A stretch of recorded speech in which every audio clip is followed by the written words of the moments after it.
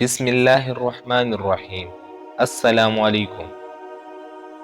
مسلمانوں کے قبلِ اول مسجد اقصی کی تاریخ تقریباً 5000 سال پرانی ہے۔ مسجد اقصی زمین پر بنائی گئی دوسری مسجد ہے اور مسلمانوں کے لیے تیسری اہم مسجد کی حیثیت رکھتی ہے۔ اس مسجد کو خانہ کعبہ کی تعمیر کے تقریباً 40 برس کے بعد تعمیر کیا گیا، جس کا آج مکمل رقبہ 1,44,000 مربع میٹر ہے اور اس میں 5 لاکھ سے زیادہ لوگ نماز ادا کر سکتے ہیں۔ مسجد اقصی مختلف ناموں سے جانی جاتی ہے، جیسا کہ اس کو بیت المقدس، مسجد قبلہ، مسجد مروانی، مقام براق وغیرہ کے ناموں سے جانی جاتی ہے۔ لیکن یروشلم شہر میں موجود اس خاص مسجد کی تاریخ آخر کیا ہے؟ اس کو کس نے بنایا اور یہ کن کن حالت سے گزر کر آج تک موجود ہے؟ اس ویڈیو میں ہم مسجد اقصی کی تاریخ حضرت آدم علیہ السلام سے لے کر آج کے دور تک جانیں گے۔ روایات میں آتا ہے، حضرت آدم علیہ السلام نے مسجد اقصی کو سب سے پہلے خانہ کعبہ کی تعمیر کے بعد 40 برس کے بعد بنایا تھا۔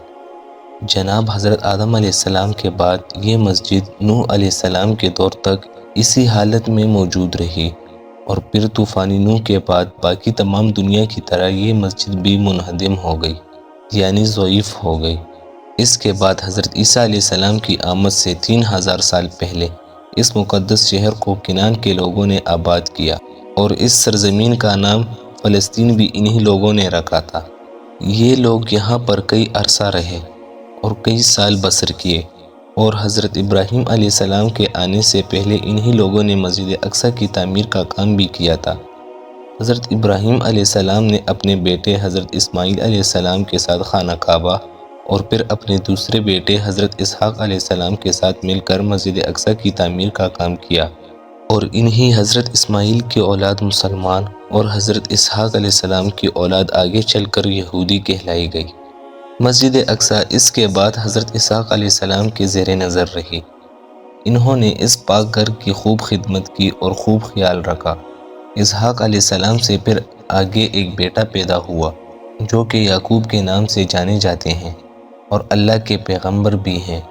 حضرت یعقوب علیہ السلام کے 13 بیٹے تھے، جن میں سے ایک کا نام یوسف بھی تھا اور وہ بھی اللہ تعالیٰ کے پیغمبر تھے۔ انہیں کافی شان و شوکت اور عزت سے نواز کر مصر کے قید خانوں سے نکال کر اسی مصر کا بادشاہ بھی بنا دیا۔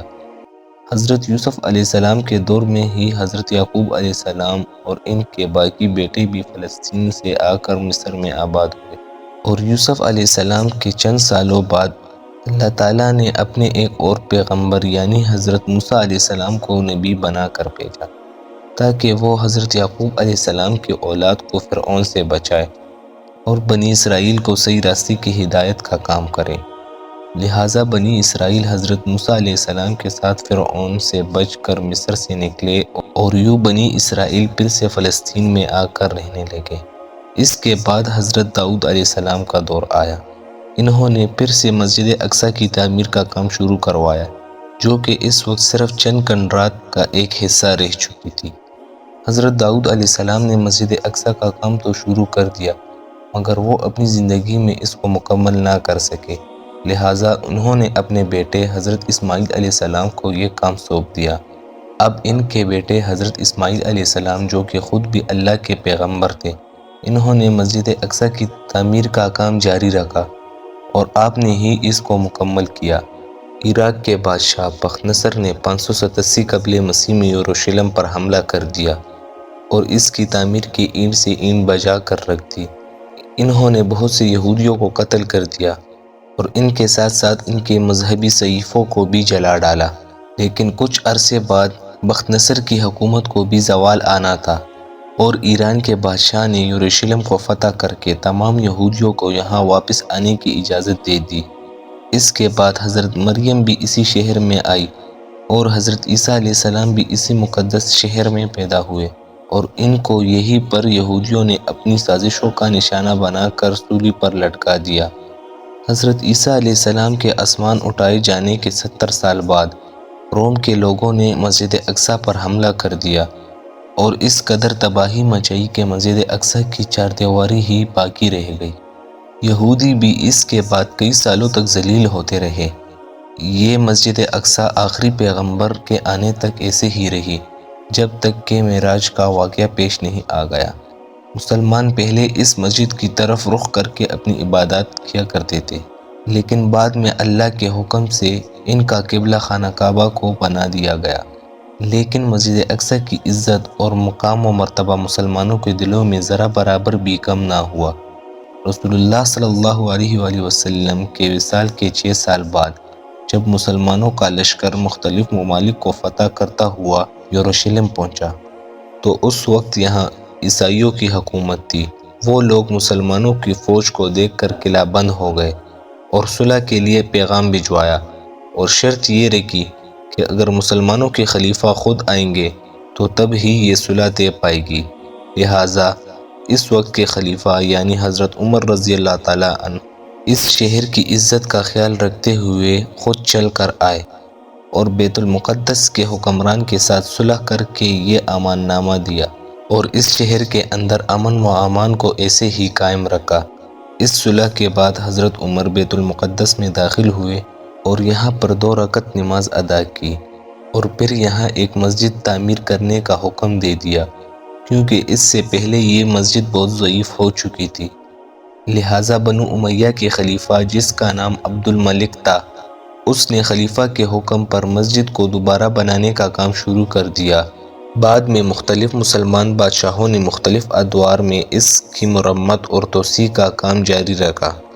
اس کے علاوہ انہوں نے ایک اور وسیع اور عالیشان عمارت قائم کی، جو کہ اس وقت سنہری گنبد والی عمارت ہے۔ سال 1999 میں عیسائیوں کی افواج نے اس مسجد پر حملہ کر کے اس پر قبضہ کر لیا اور بہت سے مسلمانوں کو قتل کر دیا، اور پھر بہت سے مسلمانوں کو بھگا دیا، جس کے بعد نور الدین زنگی نے مسجد اقصی کو واپس لینے کا ارادہ تو کیا، لیکن وہ اپنی زندگی میں ایسا نہ کر سکے۔ لہٰذا اس کے بعد سلطان صلاح الدین ایوبی جب بادشاہ بنے تو انہوں نے سال 1187 میں عیسائی افواج کو شکست دی اور یروشلم شہر کو مسلمانوں کے لیے ایک بار پھر آزاد کر دیا۔ اس کے بعد سال 1918 تک سب کچھ ٹھیک رہا، پر پھر برطانوی حکومت نے یروشلم پر پھر سے حملہ کر دیا اور مسلمانوں سے اس کو چھین لیا۔ برطانیہ کے قبضے میں یہ شہر آنے کی دیر تھی کہ یہودی یہاں پر تیزی سے آ کر آباد ہونے لگے، کیونکہ باقی دنیا میں ان کو ظلم اور تکلیف کا سامنا کرنا پڑ رہا تھا۔ یوں چند ہی سالوں میں بہت سے یہودی یہاں آ کر آباد ہونے لگے، اور پھر سال 1948 میں یہودیوں نے اسی جگہ پر اپنے ایک الگ ملک اسرائیل کے قیام کا اعلان کر دیا۔ بس وہ دن ہے اور آج کا دن، یہودی اس مقدس زمین پر مسلسل قبضہ کرتے رہے ہیں، اور آج انہوں نے اصل فلسطین کو صرف ایک چھوٹے علاقے تک محدود کر دیا ہے اور تقریباً سارے ملک پر اپنا قبضہ جما لیا ہے۔ یہودی، عیسائی اور مسلمان تینوں ہی مذہب کے لوگ آج بھی اس پر اپنی ملکیت ظاہر کرتے ہیں، اور کوئی بھی اس سرزمین کو چھوڑنے کے لیے بالکل تیار نہیں ہے۔ اور یہی وجہ ہے کہ اس شہر کو لے کر آج بھی لڑائیاں اور تباہیاں ختم نہیں ہو رہی۔